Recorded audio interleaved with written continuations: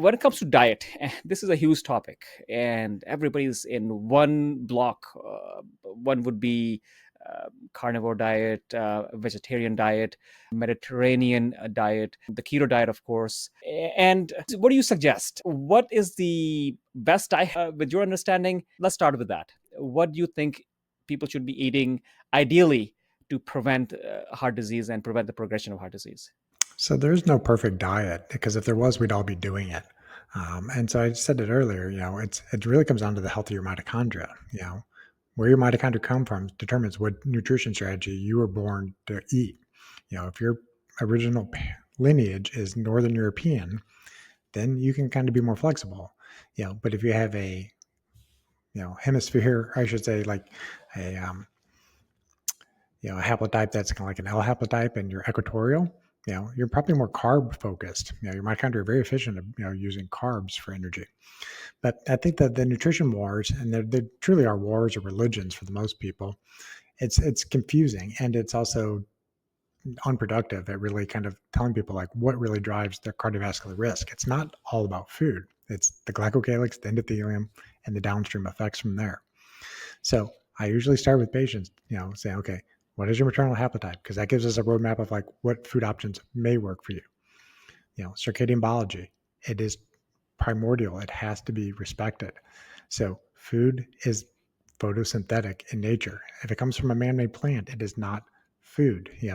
Sunlight grows the food, you go eat it, and then your mitochondria's job is to reverse photosynthesis. Or you eat the animal, they eat the plant, and then your mitochondria reverses photosynthesis. And your mitochondria are not burning carbs and fats. It's taking in those products, running them through the Krebs cycle, and you're using the electrons and the protons to create a gradient through the mitochondrial respiratory proteins. That is what you're doing. You're eating to get the electrons, essentially. You can get electrons from grounding, get electrons from being outside in the sun and having the sunlight strike your skin. So I think people kind of conflate like it has to be a perfect diet. It's you need electrons to run the mitochondria.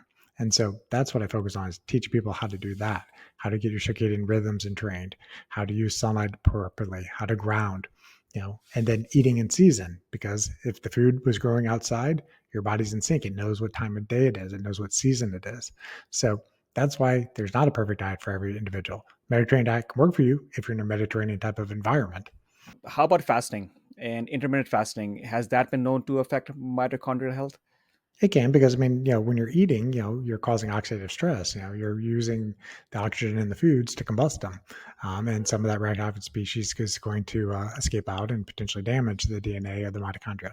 So that's one of the ways that fasting helps is that you're just not running the machinery 24/7. And but how long do you have to truly fast before autophagy is really kicked in? I mean, I don't know if anybody knows for sure, but it's probably somewhere at least 2 to 3 days before it's maximally turned on. And so I'm, you know, hesitant to give people like a blanket, like, oh yeah, fasting's always good for you. It always depends. Why is that person fasting? If they're 100 pounds overweight and very metabolically sick, then fasting may be useful for that person. But if the person is more frail, if they fast too much, they're going to be, really eat into their muscle mass.